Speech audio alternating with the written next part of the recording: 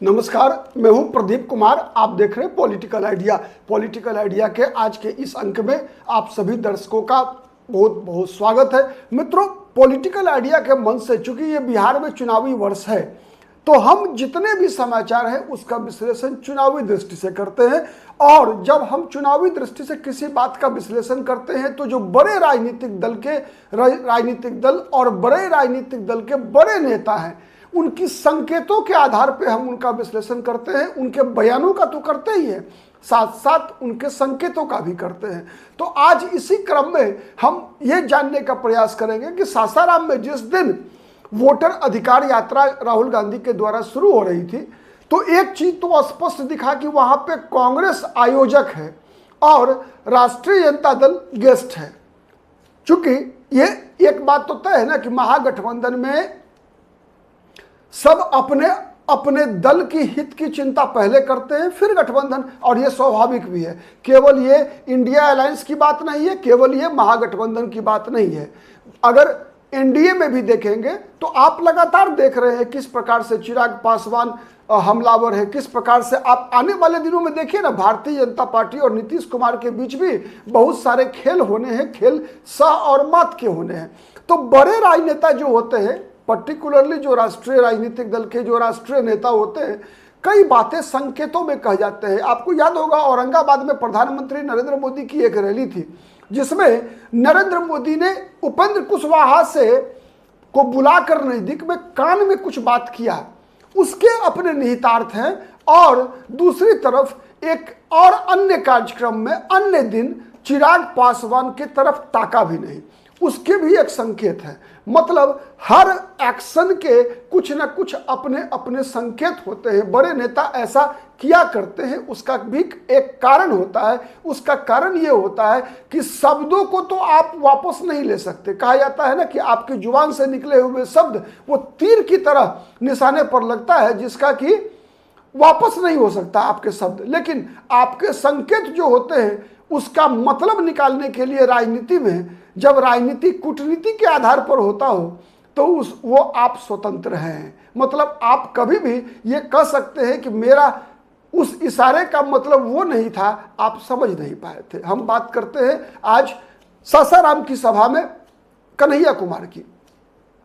मित्रों, उस रैली में दो तीन चीजें प्रमुख रही। आप देख रहे हैं कि विगत 6 महीने से बिहार में राहुल गांधी के नेतृत्व में कांग्रेस अपने पुनर्निर्माण की लड़ाई लड़ रही है। मैं पुनर्निर्माण कर रहा हूं, इसलिए कह रहा हूं कि 1990 तक कांग्रेस पार्टी बिहार की सत्ताधारी पार्टी थी और कांग्रेस की स्थिति यह थी कि अकेले कोई भी दल कांग्रेस पार्टी को चुनाव में हरा नहीं सकता था।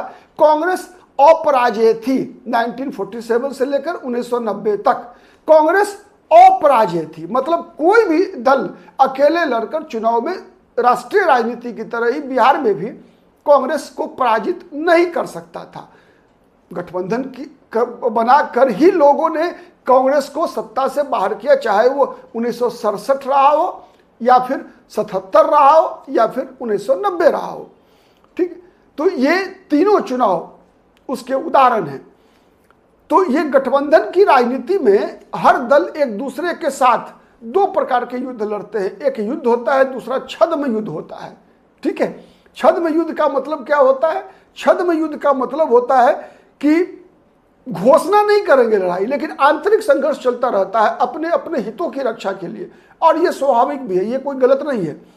तो हम जब बात महागठबंधन की कर रहे हैं, आज एनडीए की नहीं कर रहे हैं, महागठबंधन की बात कर रहे हैं, तो उसमें दो तीन बातें जो प्रमुख रूप से निकल कर आती है कि राहुल गांधी के 6 महीने के प्रयास का बिहार में जो फलाफल ये है कि राहुल गांधी कि बिहार के लिए अगर कोई भी विशेष योजना है कि कांग्रेस पार्टी को इस चुनाव के माध्यम से अपने पैरों पे खड़ा करना है, तो कांग्रेस पार्टी के पास वैसे 5-7 लोगों की एक टीम राहुल गांधी ने तैयार किया है। लेकिन इस टीम के धुरी में कह रहा हूं, अगर कोई हो सकता है तो वो कन्हैया कुमार और पप्पू यादव हो सकते हैं। तो सासाराम की सभा में क्या हुआ? सासाराम की सभा में दो तीन बातें जो मैं आपको बताने वाला हूं उस पर ध्यान दीजिए। आपने देखा होगा, केवल महसूस नहीं किया होगा, क्योंकि हमारी नजर अलग होती है देखने की किसी भी परिस्थिति को, आपका अलग होता है, कई लोगों का अलग अलग हो सकता है। लालू प्रसाद यादव, राबड़ी देवी और तेजस्वी यादव के मंच पर आने से पहले कन्हैया कुमार की भाषण हो जाती है। उनसे पहले जब लालू प्रसाद यादव, राबड़ी देवी, तेजस्वी यादव का प्रवेश होता है, कन्हैया कुमार मंच पर नहीं होते।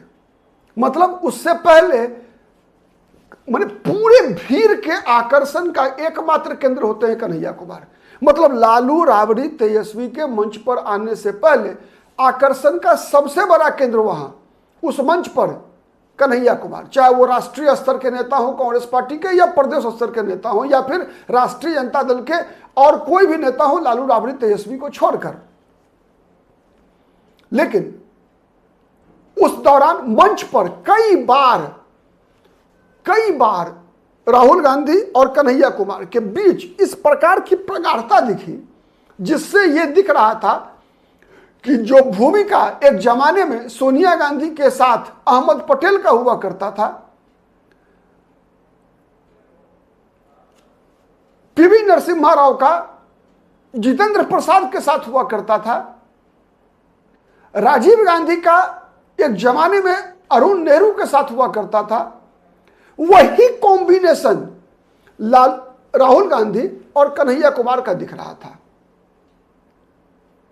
लेकिन भाषण भी हुआ, सबसे ज्यादा तालियां बटोरी कन्हैया कुमार ने।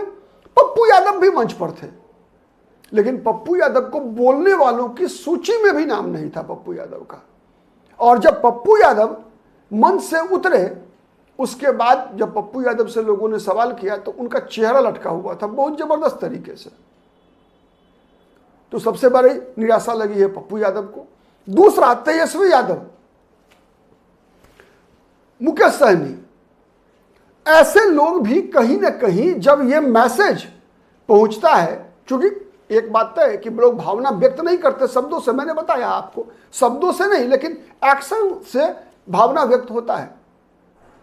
जब ये बातें पहुंचती है लालू प्रसाद, राबड़ी देवी, तेजस्वी यादव, लालू तेजस्वी कह लीजिए, राबड़ी देवी अब राजनीति से बाहर है लगभग, तो फिर कन्हैया कुमार को मंच से बाहर करने जाने का आदेश दिया जाता है राहुल गांधी के द्वारा।